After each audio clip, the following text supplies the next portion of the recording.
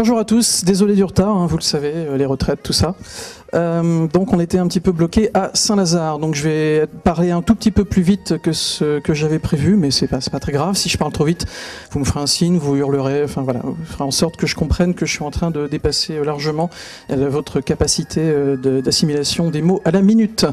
Donc la typographie, bon c'est vrai que c'est un peu chaud de vous parler de typo à 9h du matin, je suis désolé, hein, j'ai pas de choix, on m'a dit 9h, voilà bon. La typographie, c'est pas forcément quelque chose de super agréable quand on n'a pas l'habitude d'en faire tout le temps, toutes les 3 minutes. C'est même quelque chose qui fait un peu peur, en fait, quelque part. Je crois qu'on pourrait presque dire que la typographie, c'est un peu comme une maladie. Dans le sens où moi, par exemple, j'ai écrit un livre de typo, et pendant que j'étais en train d'écrire ce livre de typo, quand j'étais dans la rue avec ma femme, je regardais une typo et je disais « Oh, regarde ça, c'est du Frutiger. Oh, regarde là, c'est du Mistral. Oh, regarde là, c'est du Helvetica. » Et j'ai failli perdre ma femme. J'ai fait un beau livre, mais c'était assez compliqué en termes conjugal, on va dire. Donc c'est vraiment une espèce de cancer qui vous ronge le cerveau, voilà. Ça, c'est quand on est givré de typographie. Ce qui, j'espère, n'est pas votre cas, parce que ce serait inutile. Et ceci étant dit, ce qu'il faut savoir, c'est que je ne sais pas du tout quel est le pourcentage en fait ici dans les gens qui sont présents aujourd'hui d'intégrateurs purs et de graphistes purs. Je ne sais pas du tout, mais disons que s'il y a beaucoup de gens qui sont vraiment très portés sur le graphisme, ce que je vais dire aujourd'hui, je vais un peu enfoncer quelques portes ouvertes, hein, donc j'en suis désolé par avance. Mais en même temps, pour les intégrateurs purs et durs, c'est vrai que bien généralement, quand on clique sur le menu déroulant pour choisir une police de caractère pour un boulot quelconque, tout de suite on a une espèce d'appréhension, une petite crainte. Parce qu'il y a trop de noms qu'on ne connaît pas forcément, quoi. Oh là là, je vais peut-être prendre du Sheltana, mais en même temps peut-être le Times, mais on le voit peut-être un petit peu trop partout, ou alors le Comic Sans. Non, je vais me faire foutre de ma gueule. Enfin, ça va. Je vois qu'on est tous passés par là. Donc c'est quelque chose d'assez compliqué, c'est quelque chose qui fait peur. La raison pour laquelle ça fait peur, c'est que c'est vrai qu'en général aujourd'hui sur Internet, et principalement pour les sites qui sont assez lourds en programmation, en CSS ou en font de face ou en que sais-je, HTML5 et tout ce genre de choses, on a besoin d'avoir des connaissances assez solides aujourd'hui en programmation pour faire de la bonne typographie sur Internet. Et donc les gens qui ont ce genre de connaissances en termes de programmation n'ont pas forcément eu le temps, tout simplement, même s'ils s'y intéressent, n'ont pas forcément eu le temps d'acquérir les connaissances nécessaires pour pouvoir choisir une bonne typographie. Donc c'est un peu le but de ce dont je vais vous parler aujourd'hui. Alors là, je suis en train de vous parler, vous êtes sans doute en train de vous dire, mais qui c'est ce type? Alors ce type, donc c'est moi. Je vais vous présenter très brièvement, j'ai fait les Beaux-Arts, j'ai vécu 10 ans à New York, j'ai vécu à Tokyo, à Paris, maintenant je vis à Istanbul, j'ai écrit des articles pour Libération, j'étais professeur de typographie pendant 4 ans à l'ESAD d'Amiens, l'école supérieure d'art et design à Amiens. J'ai également fait des sites internet pendant assez longtemps, en fait j'ai commencé à en faire en 95, donc à l'époque internet comme vous le savez pour la plupart des gens c'était se demander si c'était une entreprise de nettoyage, et moi c'était assez compliqué à l'époque d'expliquer ce que c'était internet en 94-95. J'ai arrêté d'en faire en 2003-2004 quand la programmation commençait à être un petit peu trop compliquée pour moi. Et puis je m'occupe également de plusieurs festivals de cinéma, d'où ma grande aisance, comme vous pouvez le constater avec un micro sur scène. Maintenant je suis directeur de création dans une agence de graphisme et de packaging à Istanbul. J'ai également écrit un livre qui s'appelle Le guide pratique de choix typographique aux éditions Atelier Pérousseau, dont je suis également directeur de collection. Je suis en train d'en faire un deuxième en ce moment.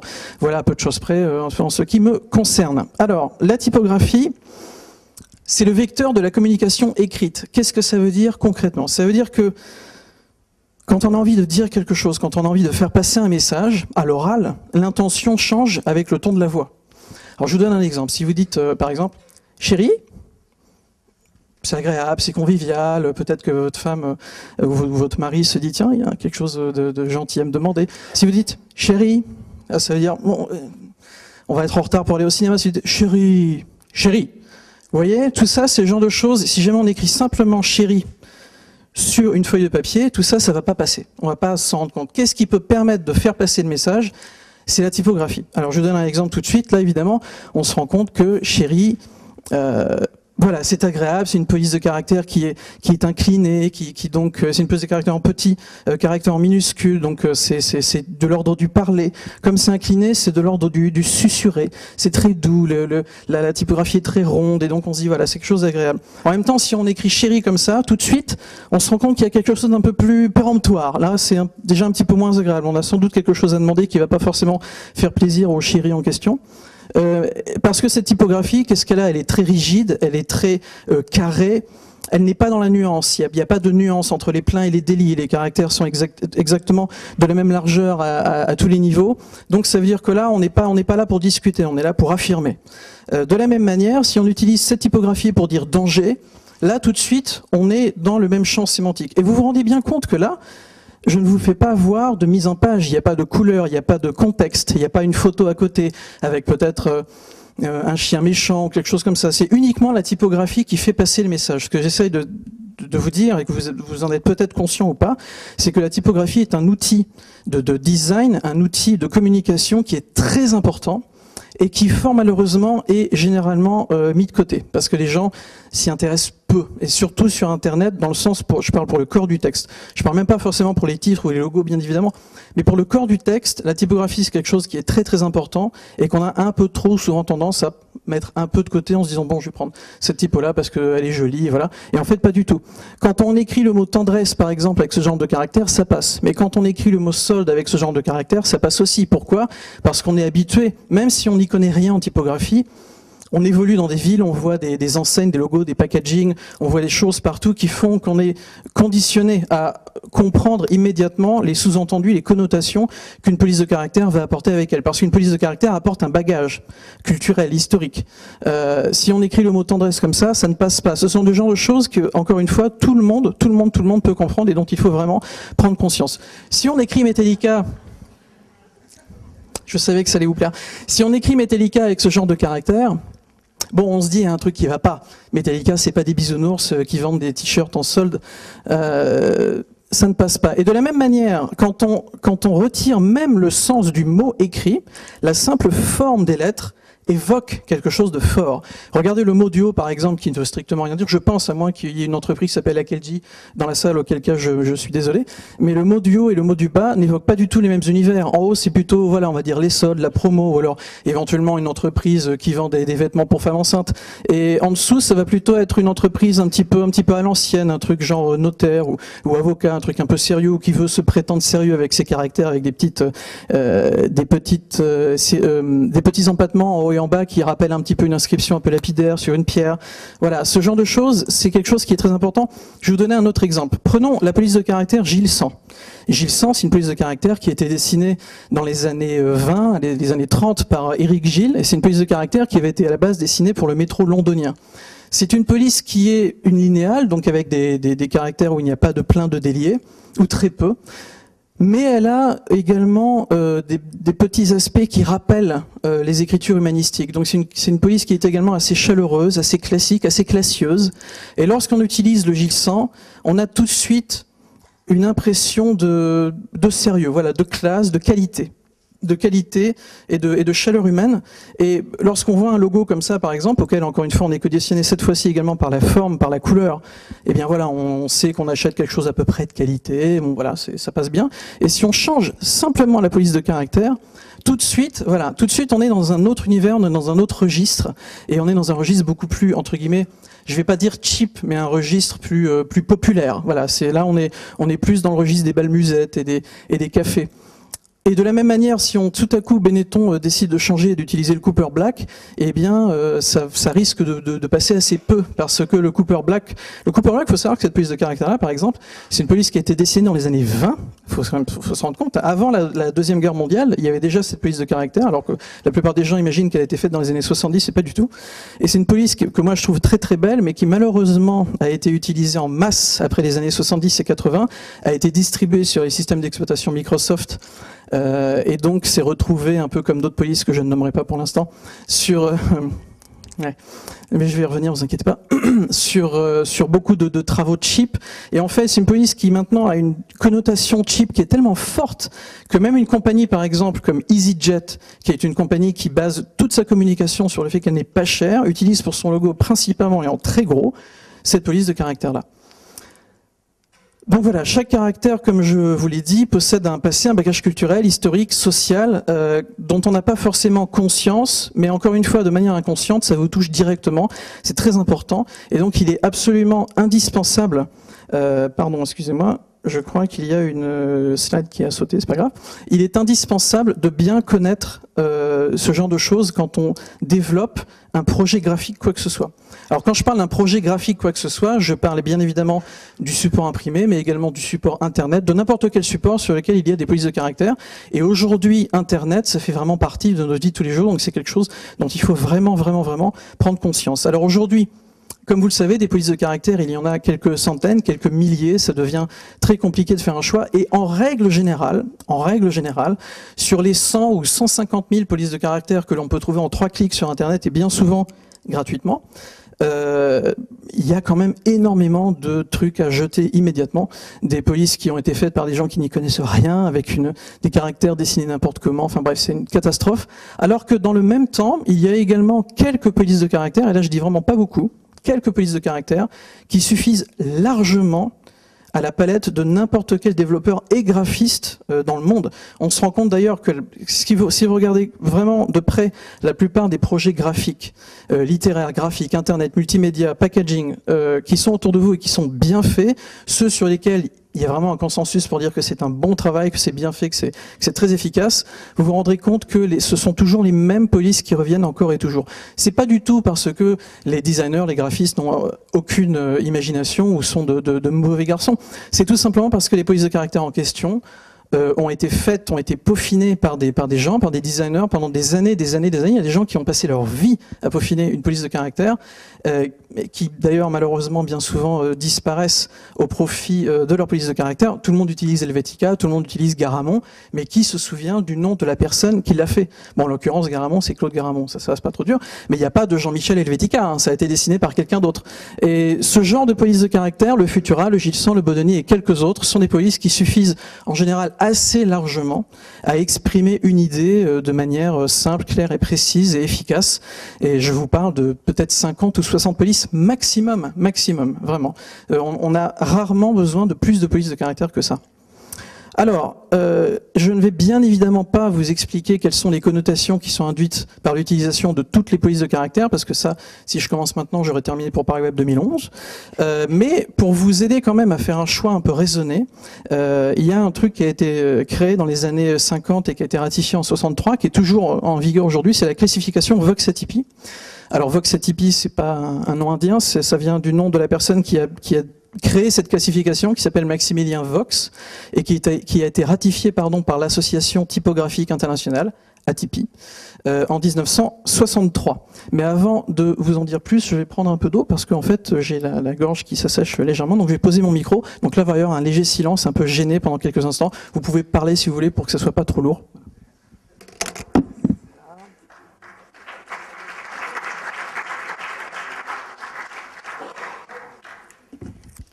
Merci.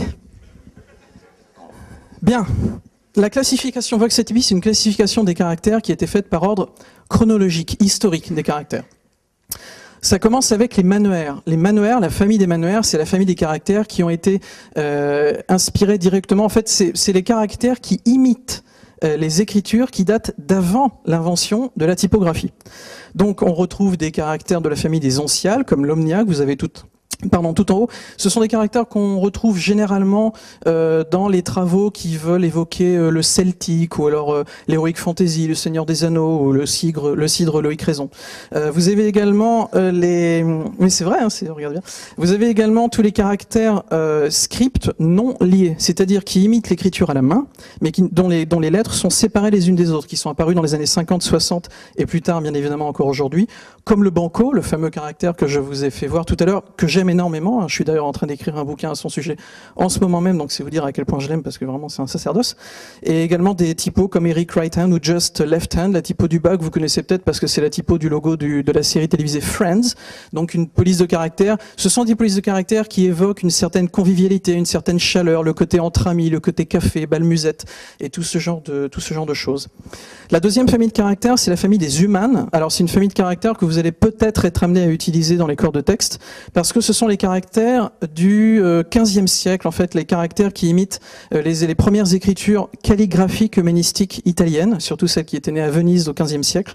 Donc ce sont des polices de caractères qui ont un aspect qui sont très élégantes et en même temps qui ont un aspect un petit peu plus lourd que d'autres polices qu'on va voir un petit peu plus tard, dans le sens où là vraiment il n'y a pas de rigueur géométrique. Les polices de caractère sont vraiment, elles imitent absolument l'aspect calligraphique dans le sens où on voit bien l'influence de la main dans le tracé des lettres, dans le E notamment où vous voyez la barre transversale du E qui est relevée, c'est ce qu'on appelle un E vénitien et qui dépasse légèrement, vous voyez à droite, pour imiter en fait une plume de stylo qui s'enlève comme ça.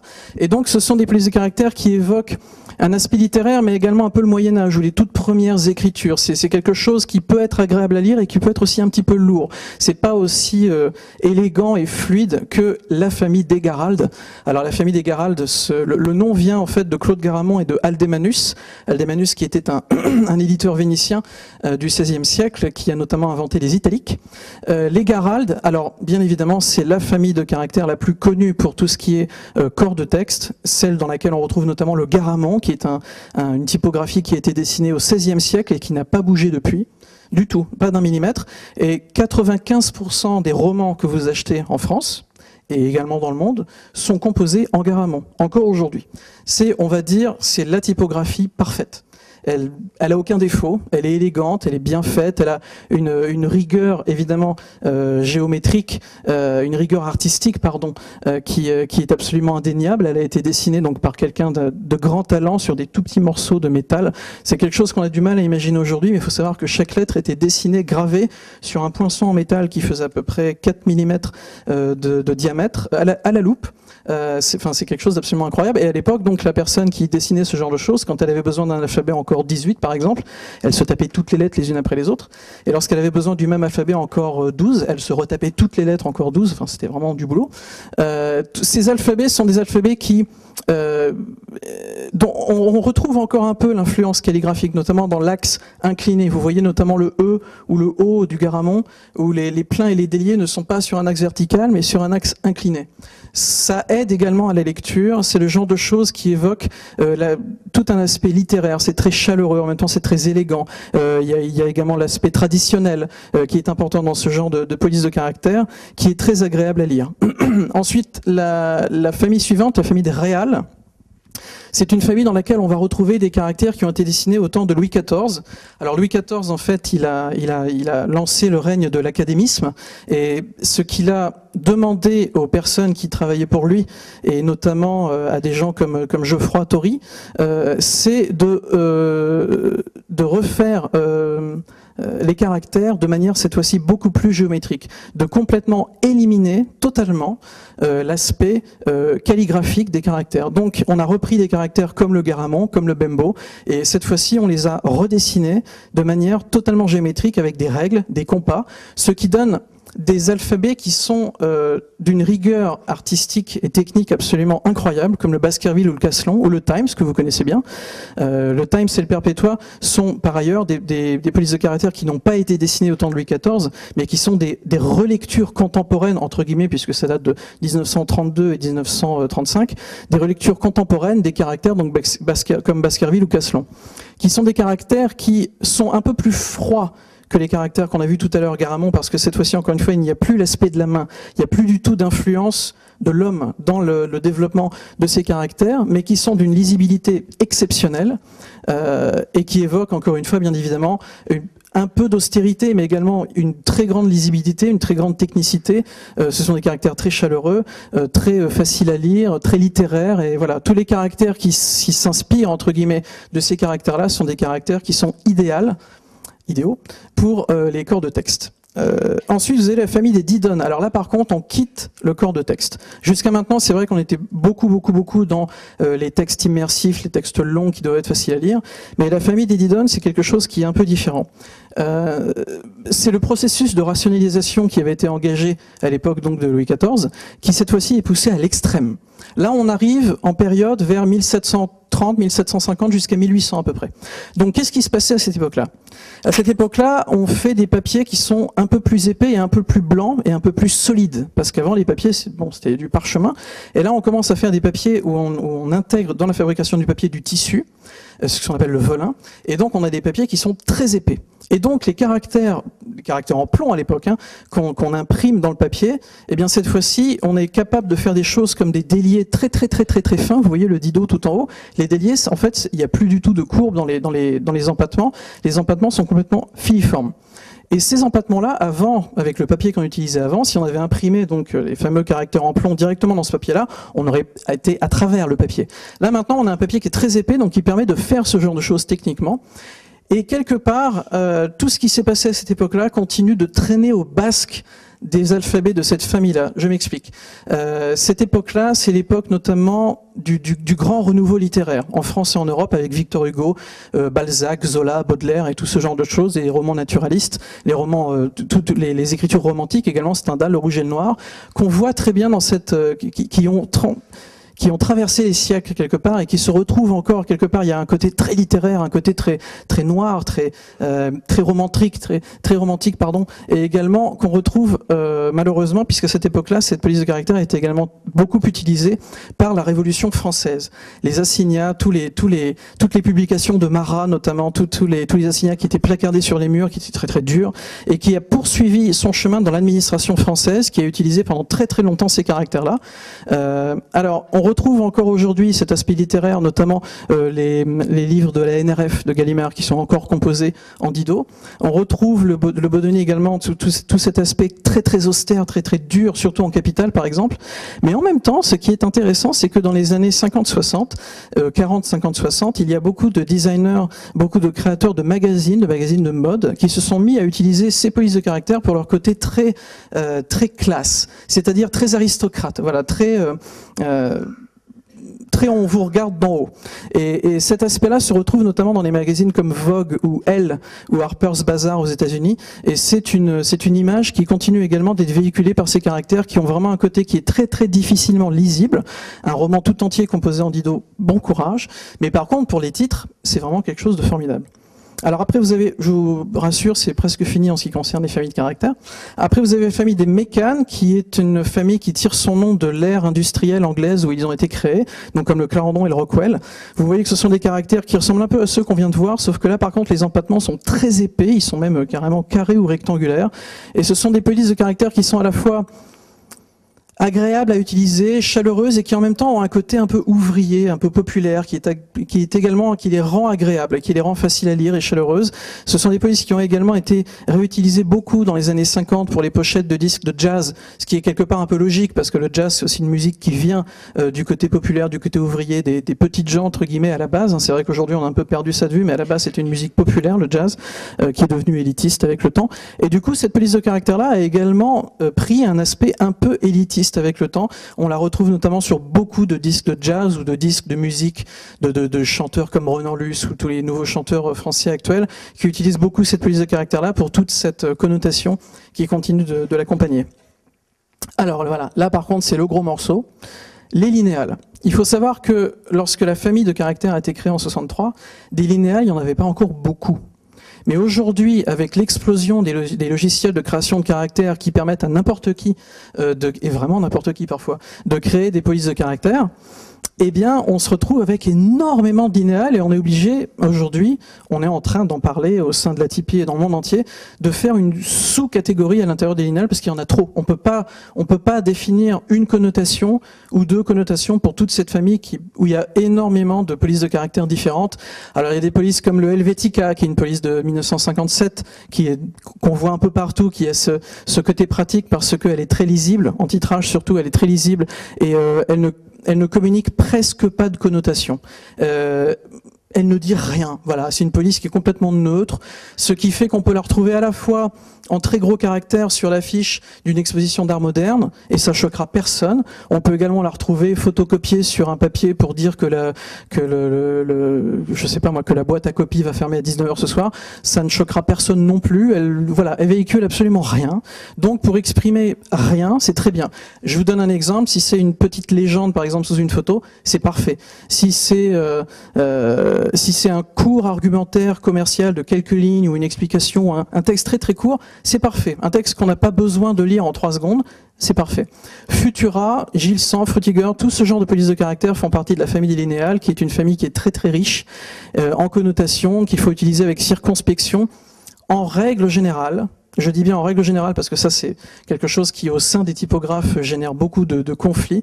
Les polices de caractère donc de la famille des linéales sont des polices qui sont difficiles à lire en petit corps et sur beaucoup de pages, ou quand on a un texte très long. Moi, je fais partie des gens qui pensent qu'effectivement c'est vrai, je vous expliquerai pourquoi tout à l'heure, mais libre à chacun de forger sa propre opinion, bien évidemment. L'avant-dernière famille dont je vais vous parler, c'est les incises. C'est une famille que vous allez sans doute pas utiliser très souvent, sauf si vous allez faire des logos ou certains titres. Ce sont des polices de caractère qui imitent les écritures lapidaires. Lapidaire, c'est taillé dans la pierre. On le voit notamment avec Optima tout en haut, qui est une police de caractère qui a été dessinée d'après des inscriptions sur une pierre tombale. Alors, comment on reconnaît ces polices? Si vous regardez bien tous les aspects verticaux de la police, comme le P ou le M ou le I, vous voyez que le caractère n'est pas exactement, les deux bords du caractère sont pas exactement parallèles, mais ils s'évasent légèrement vers le bas et vers le haut, pour imiter justement comme un poinçon qui rentre dans la pierre, qu'on retrouve également dans Penumbra Flare, qu'on retrouve de manière beaucoup plus grossière dans Copperplate ou également dans Formata.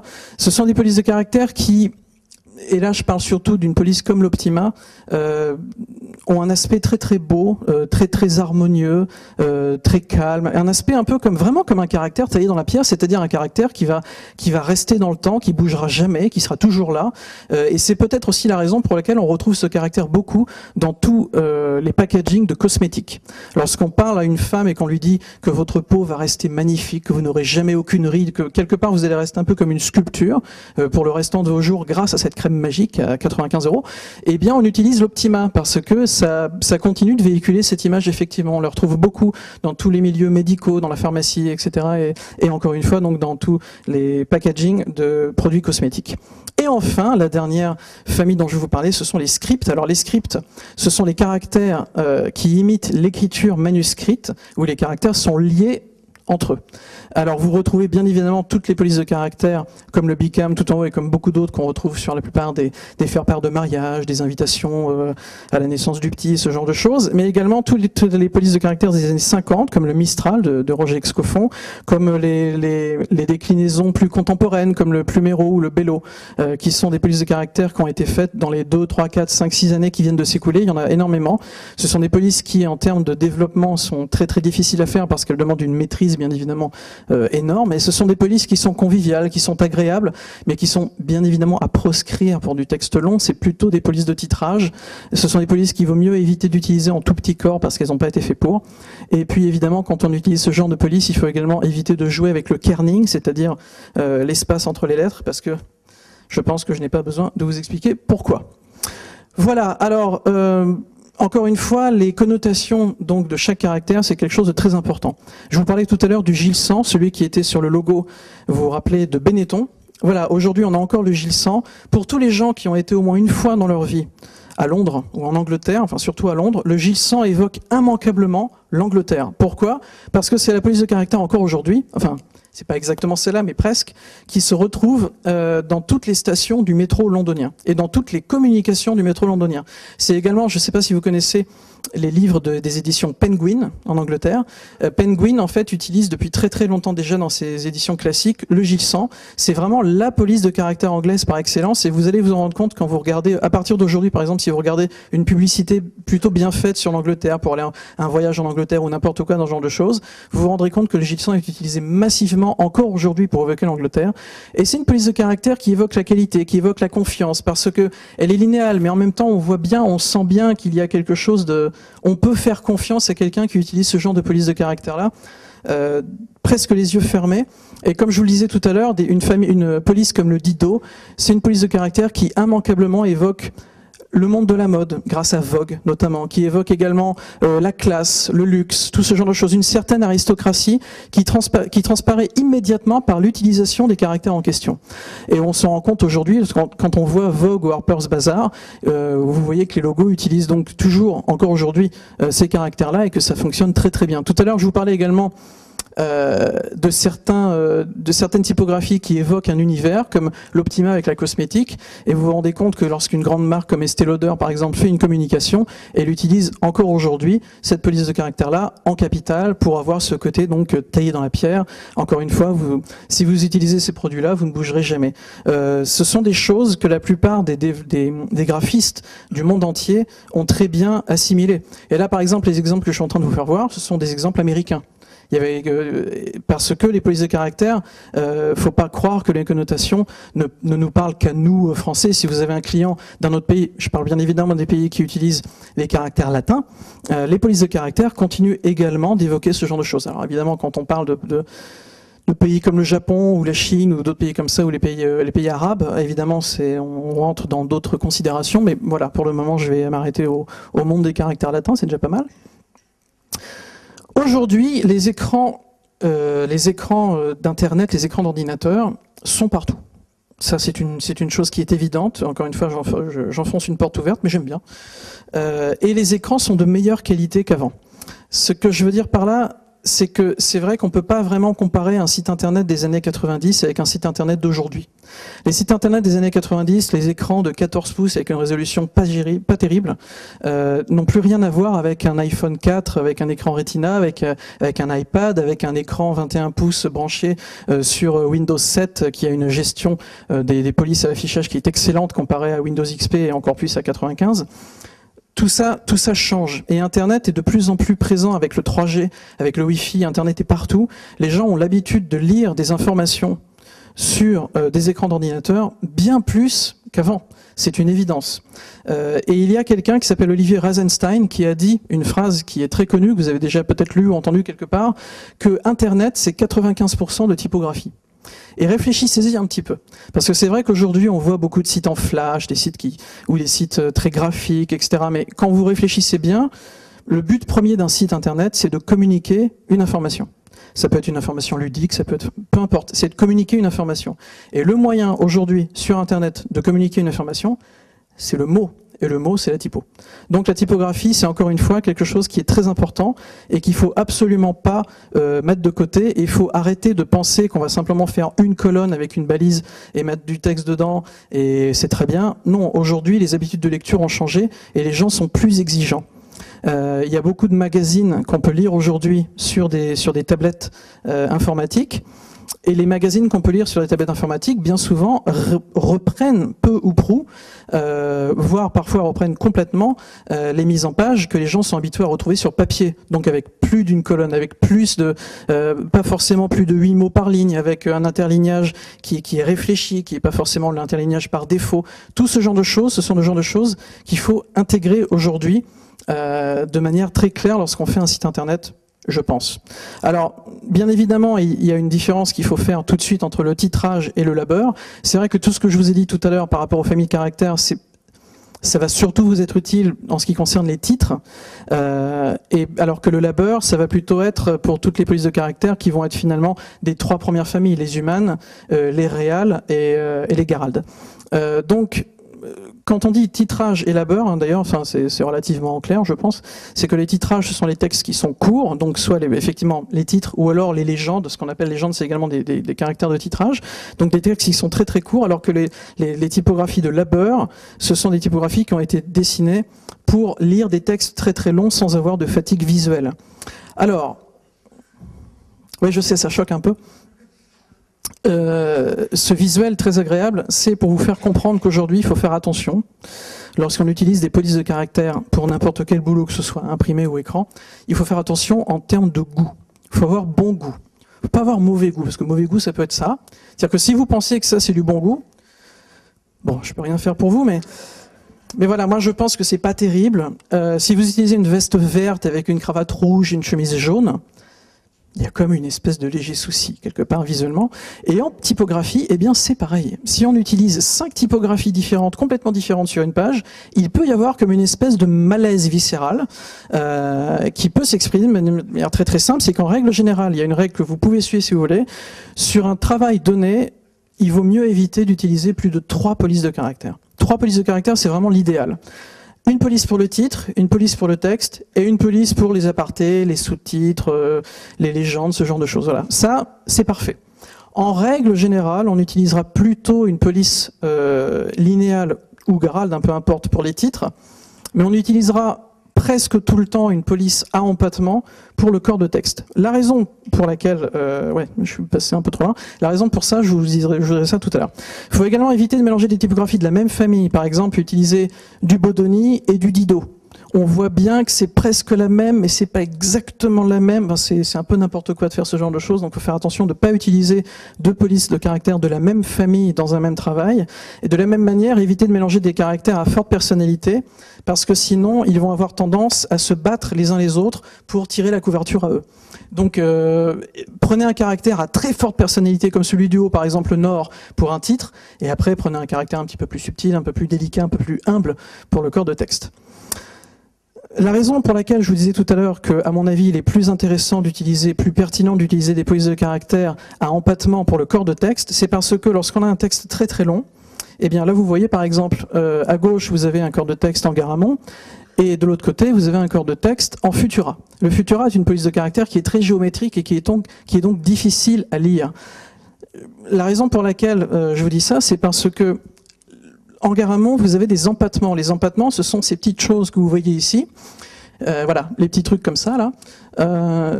Alors qu'en bas, pour le Futura, vous n'en avez pas. Ce qui fait que l'œil, comme vous le savez, est un organe qui est rond, qui est sphérique, qui tourne.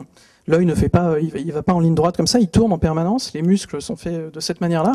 Et donc, lorsque l'œil arrive sur un caractère comme celui du haut, il va déchiffrer le E. Alors ce que je vous dis, évidemment, ça se passe en quelques dixièmes de seconde, hein, quelques centièmes de seconde. Mais il va déchiffrer le E, et après il va passer au M. Et pour passer du E au M, il va arriver à l'empattement du bas, là, celui qui remonte, et ça va l'aider à remonter comme ça, à arriver sur le M, à découvrir le M. L'empattement du bas du M va l'aider à retourner au P, etc., etc. De passer d'un caractère à l'autre de manière circulaire. Ce qui fait qu'il va comprendre. Il va intégrer la forme du mot presque instantanément. Et tout de suite, dans votre cerveau, ce qui va se passer, c'est que vous allez tout de suite passer à la compréhension du mot plutôt qu'à son déchiffrage. Alors qu'avec un Futura, l'œil, il arrive, et là, tout de suite, ce qu'il a en face de lui, c'est un mur vertical. Bam, il s'arrête. Il n'y a pas d'empattement, il n'y a rien pour l'aider à déchiffrer la lettre. Bon, il voit que c'est un E, il continue, bam, un autre mur, ensuite un autre mur, un autre mur, un autre mur, tout est vertical, il y a rien du tout là-dedans pour l'aider de manière sympathique à passer d'une lettre à l'autre, et il va passer 2 à 3 fois plus de temps à comprendre le mot. Donc avant d'aller à la partie compréhension, il y a une partie déchiffrage qui est beaucoup plus importante qu'avec le caractère du haut. Ce qui fait, et d'ailleurs, si je peux me permettre, le caractère du bas, qui est un des premiers caractères de la famille des linéales, qui a été dessiné dans les années 20 dans l'école du Bauhaus, ce caractère a été fait par une personne qui s'appelle Paul Reiner, et le but de Paul Reiner à l'époque, c'était justement de forcer les gens à arrêter, à s'arrêter et à réfléchir. De faire quelque part, de leur demander vraiment de s'arrêter 3 secondes, de réfléchir, d'accorder plus de temps à la réflexion. Le but, c'était de rendre la lecture moins facile. Tout ça pour vous dire qu'encore aujourd'hui, bien évidemment, il y a des caractères linéales qui sont moins géométriques et qui sont plus agréables à lire, mais en règle générale, il vaut mieux éviter d'utiliser ce genre de caractères pour les textes longs. Alors maintenant, je vais passer les 5 ou 10 dernières minutes de cette conférence à vous expliquer des choses que vous savez peut-être déjà. Les web fonts, c'est un gros souci. Moi, quand je faisais des sites internet, c'était il y a longtemps, hein, je suis vieux maintenant, si, je vous assure, parce que je prends beaucoup de Botox. Et lorsque j'utilisais les caractères, à l'époque, on me disait c'est simple, c'est Times ou Arial. Voilà, il n'y a rien d'autre. Ah.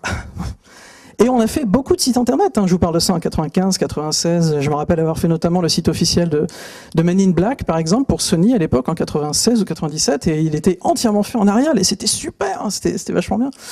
Enfin, c'est ce qu'on pensait. Donc, les web fonts, aujourd'hui, c'est un vrai souci. Pourquoi? Parce que il y a énormément de techniques différentes pour pouvoir utiliser plus de caractères que les caractères qui sont installés par défaut dans les machines des utilisateurs. Oui, mais il y a un souci. Bon, là, je vous fais voir les 3 navigateurs de base, j'ai envie de dire. J'ai consciemment mis Opera ou Chrome de côté pour l'instant. Vous avez évidemment entendu parler d'Embedded OpenType, de Scalable Vector Graphics ou de Web Open Font Format. Sauf que le EOT ne fonctionne vraiment bien que sur Internet Explorer. Le SVG ne fonctionne vraiment bien que pour les utilisateurs de Mac qui utilisent Safari. Et le Web Open Font n'est pas du tout prévu sur Safari. Bref, c'est un peu le bordel.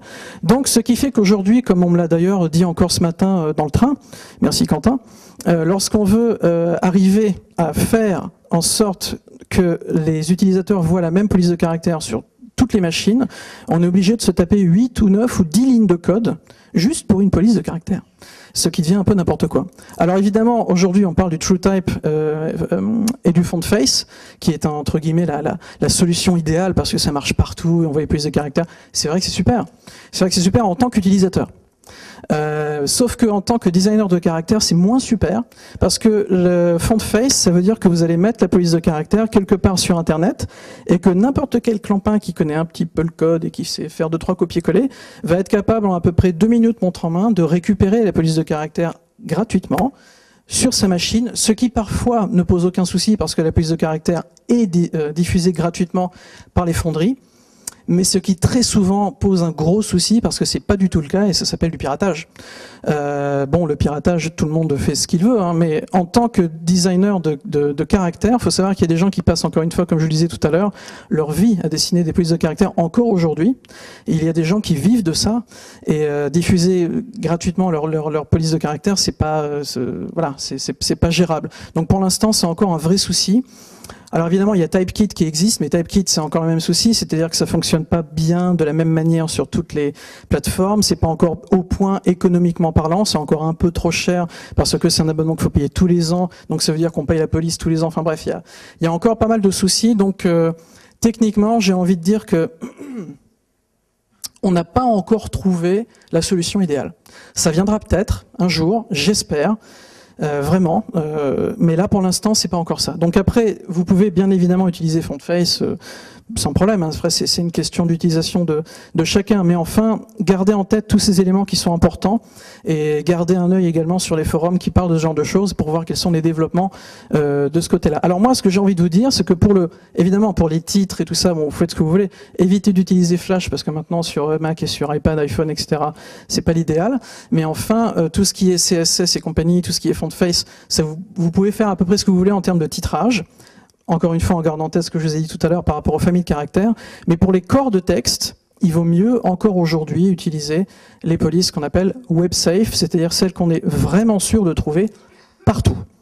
Et malheureusement, comme il y a 15 ans de ça, c'est toujours les mêmes polices. Oui, l'autre gros souci, donc c'était, j'ai oublié de vous faire cette slide par rapport à l'argent qui revient dans la poche du designer, etc., etc. Vous m'avez compris. Donc les polices de caractère aujourd'hui sur macOS X, sur Windows, sur les systèmes Unix et sur la plupart des outils qu'on peut avoir aujourd'hui, c'est toujours les mêmes finalement, ça n'a pas changé. Vous avez Arial et Helvetica. Alors Arial et Helvetica, en fait je devrais dire vous avez Helvetica. Helvetica, donc c'est cette police de caractère qui est omniprésente, qui permet de faire passer n'importe quel message de n'importe quelle manière. Une police de caractère qui est plutôt réservée au texte assez court. Et Arial, en fait, je ne sais pas s'il y en a beaucoup parmi vous qui connaissent la raison de l'existence de l'Arial, comment ça a été créé.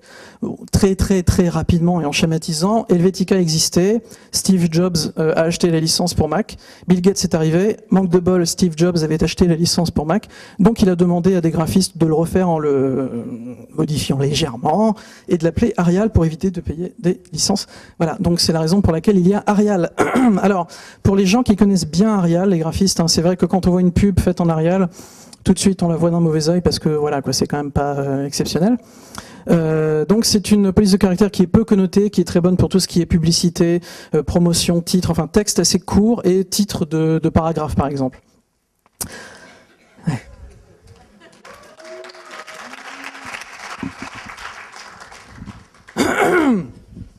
Alors comme j'ai peu de temps, je vais éviter de parler trop de Comic Sans, hein, je suis désolé, je sais que vous en avez très envie, mais... Voilà, donc Comic Sans, je vais quand même vous en dire quelques mots parce que c'est par principe, il faut quand même que je parle de tous mes enfants, bien que je sois content que celui-là ne soit pas mon enfant. Comic Sans, c'est une police de caractère qui a été dessinée, qui n'a jamais été faite pour être une police de caractère. Normalement, ça devait être cantonné à l'utilisation d'un logiciel qui s'appelait Microsoft Bob. Un logiciel pas terrible d'ailleurs, avec un chien qui donnait des instructions. Enfin, ouais, c'était pas génial, développé par la femme de Bill Gates. Elle a bien fait d'arrêter. Et Comic Sans, c'est une police qui a été faite en une nuit. Exactement une nuit, hein, de 20h à 7h du matin, par un graphiste qui n'était pas du tout typographe, qui s'appelle Vincent Connard. Je vous jure que c'est vrai. Ça ne s'invente pas. Et qui malheureusement s'est retrouvé de manière absolument inexplicable distribué gratuitement avec Windows 95, et à partir du moment où ça a été distribué gratuitement avec Windows 95, bah c'était mort, quoi. Voilà, on a retrouvé ce type-là. Alors pourquoi on la retrouve partout? Je pense que c'est parce qu'encore une fois, il y a beaucoup de gens qui ont peur des polices de caractère, qui doivent faire, je sais pas moi, une affichette pour la salle de café ou n'importe quoi, qui voient le menu déroulant, oh là là, Baskerville, Casson, oh là là, oh Comic Sans, c'est rigolo. Et voilà, on met Comic Sans. Et du coup, on retrouve Comic Sans partout, comme je le disais ce matin, on le retrouve dans des logos sur le côté des ambulances, on le retrouve parfois sur des pierres tombales. Il y a des gens qui se font enterrer, et qui font graver du Comic Sans sur la pierre tombale, je vous jure que c'est vrai. Donc voilà, vraiment, et s'il vous plaît, faites-moi plaisir, évitez quoi. Alors ensuite, vous avez Georgia. Georgia, c'est une police de caractère absolument magnifique qui a été dessinée en 1994 par un génie qui s'appelle Matthew Carter. Je dis génie, je le dis parce qu'il a reçu le titre il y a 3 semaines de ça en Angleterre de génie de l'Empire britannique, donc c'est un génie. Matthew Carter, Georgia, une police de caractère qui est inspirée du Baskerville et du Caslon qu'on a vu tout à l'heure. Une police de caractère qui a été donc dessinée en 94. En 94, les écrans, c'était du 14 pouces, c'était tout petit, c'était moche. Et Georgia, c'est une police de caractère qui, quand on la compare au Times par exemple, a un œil qui est très ouvert. Ce que ça veut dire, c'est que si vous utilisez du Times encore 16 dans une page, 16 pixels, et si vous utilisez le Georgia dans la même page avec le même corps, les caractères vont être plus gros et ils vont être plus lisibles. Donc ce qui fonctionnait bien en 94 fonctionne toujours très bien aujourd'hui. C'est une police qui est très bien dessinée, qui est très élégante, qui est très chaleureuse, qui est très facile à lire. Je ne vais évidemment pas parler de lisibilité, ça ce sera le sujet de d'autres conférences, mais c'est une police qui est très facile à lire et qu'il faut donc utiliser, à mon avis, pour les corps de texte. C'est la raison pour laquelle on la retrouve dans énormément de sites internet aujourd'hui. Le Georgia, donc c'est vraiment une police optimisée pour écran avec des chiffres suspendus, ce qu'on appelle les chiffres suspendus, donc très élégants. Bref, vous avez compris, c'est une super police. Ensuite, vous avez Palatino. Je suis désolé, je suis obligé d'aller un petit peu vite parce que je vais pas tarder à dépasser mon horaire assez largement. Désolé Anne-Sophie, je vais essayer d'être rapide. Le Palatino est une police des années 30-50 qui a été adaptée sur l'écran d'ordinateur. Ce n'est pas une police optimisée, mais si vous l'utilisez dans des corps suffisamment gros, à au moins 16 pixels, c'est une police qui est assez élégante, qui encore une fois a une connotation qui est très humaine, qui est très traditionnelle. Ça peut être difficile à lire en petits caractères, mais c'est une police qui peut être utilisée, que vous devriez utiliser. Toutes les polices dont je vous parle sont sur toutes les machines, hein. Vous pouvez les utiliser assez largement. Times New Roman est une police intéressante, mais malheureusement c'est une police qui est qu'on a trop vue, quoi. Voilà, elle était livrée par défaut sur Windows. C'est la police qui arrivait directement dans ce qu'on ouvrait Word par exemple. On l'a trop vue. Elle est pas utile, elle est pas très agréable à lire en petits caractères. Je vous déconseille quand même l'utilisation de ce genre de police pour des corps de texte aujourd'hui. Alors vous avez Trébuchet, là c'est pareil, je vais passer très très vite, ça a été dessiné par le même type qui a fait Comic Sans, Vincent Connard. Trébuchet, qui est une police de caractère qui en gros caractère est assez laide. C'est une police qui avait été faite, vous avez notamment le E qui est trop ouvert, enfin il y a quelque chose qui fonctionne pas dans Trébuchet.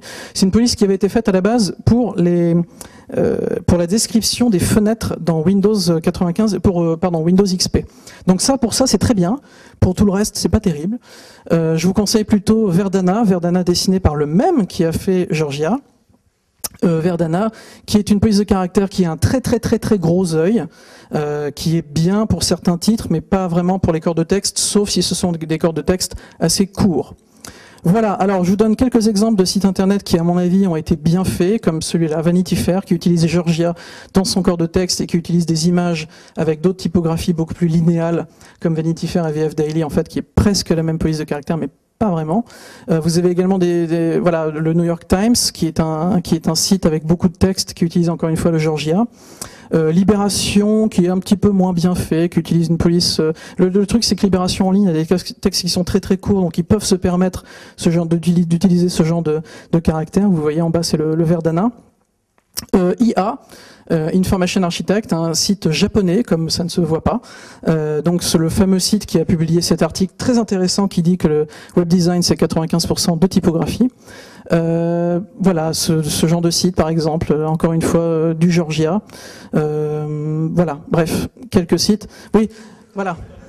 Je voulais terminer sur une note un petit peu légère avec le site de Ségolène Royal, qui est entièrement fait en Comic Sans, comme vous pouvez constater, c'est vraiment très élégant, et je ne parle pas, bien évidemment, du goût graphique très affirmé. Bref. Merci beaucoup, David. Des questions dans la salle? 1, 2, 3.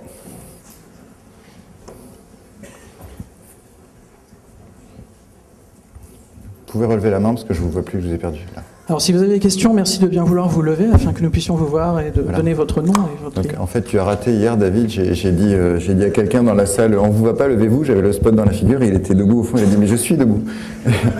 Et je pense que je me suis ridiculisé historiquement en fait. Petit instant de solitude. Oui. Oui, bonjour, donc je m'appelle Noélie, je suis web développeur. Comme vous avez dit tout à l'heure, on lit de plus en plus de contenu sur l'ordinateur. Et ma question, c'est est-ce que les règles de lisibilité d'une typo, comme l'empattement, sont encore valables sur l'écran d'ordi, sachant qu'on ne lit pas, pardon, sachant qu'on ne lit pas forcément de la même façon, on lit plus en diagonale, on lit plus peut-être les titres, etc. Donc c'est vrai qu'on n'a pas le choix avec on n'a pas beaucoup de typos disponibles. Est-ce qu'il faut être plus strict, plus... Je crois que ce que vous venez de dire sur la lecture d'une page, donc en diagonale, parfois on lit juste le titre, je crois que ça s'applique aussi au magazine, par exemple. Moi, quand je lis un magazine, c'est pareil, hein, je lis le titre, je lis en diagonale, ça passe direct. Je crois que les règles aujourd'hui sont quand même à peu près les mêmes et qu'il faut effectivement de plus en plus suivre, revenir quelque part aux règles classiques de mise en page.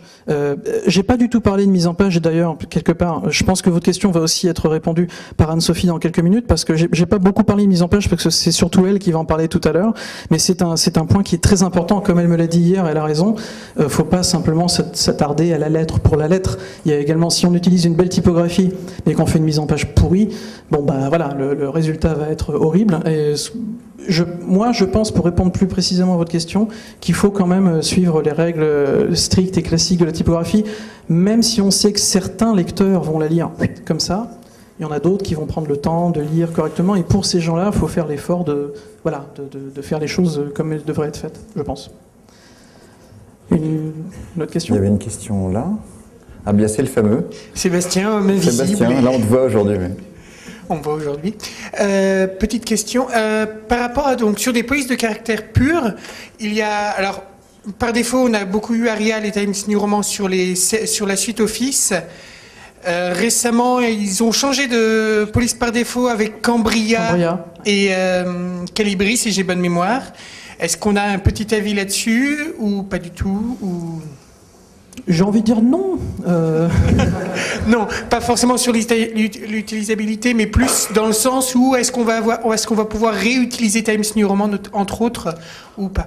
Moi, ce que je pense, c'est que faut aller au-delà du fait, tiens, Word est livré en standard avec Times New Roman, donc j'utilise Times New Roman, ou tiens, il est livré en standard avec Cambria, donc j'utilise Cambria.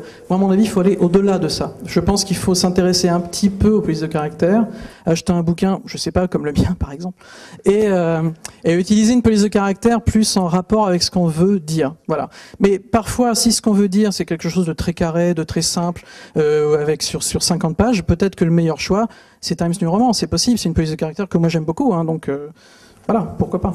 Alors, une toute petite dernière ici, mais 2 secondes.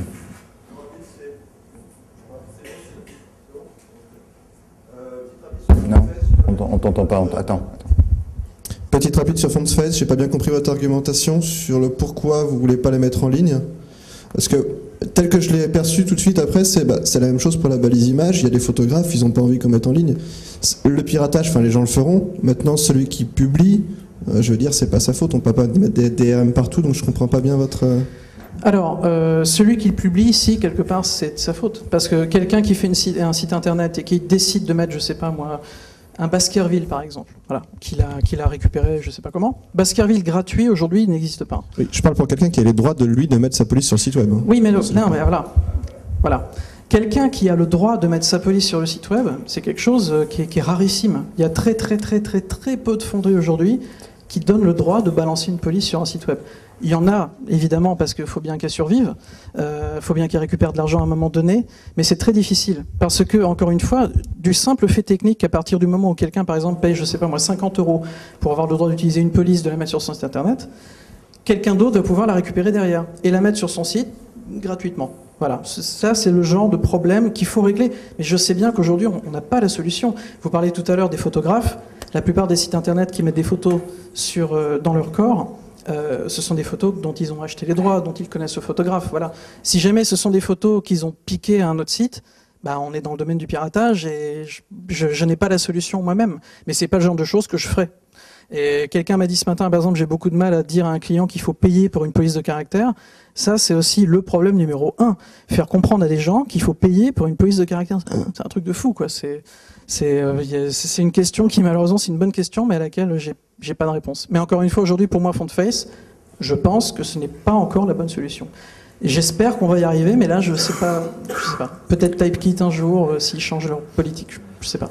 Je ne peux pas vous répondre par rapport à ça. Voilà, on va arrêter là les questions. On reprend à 10h10 avec Anne-Sophie. Alors j'ai encore 3 petites slides à vous faire voir et après je vous laisse. Allez, vite fait. Hein, si vous avez des questions à m'envoyer, vous pouvez m'écrire à davidro@gmail.com. Si vous avez d'autres questions par rapport à ce sujet, vous pouvez aller également sur un site qui s'appelle allfordesign.com de Aurélien Foutoyer, qui est un site qui est très bien fait sur tout ce qui est tout le thème de la lisibilité sur Internet. Vous avez également le typographe.com qui est un site avec un forum si vous avez des questions plus vraiment cette fois-ci sur la typo. Et puis bien évidemment, vous avez mon livre, n'hésitez pas à acheter-le. Bonne idée de cadeau pour Noël, voilà tout ça. J'ai terminé, merci à vous tous. Et bonne fin de journée. Alors, tu remets le livre à une personne qui a posé une question que tu trouves la plus pertinente. Tout de suite ? Ouais.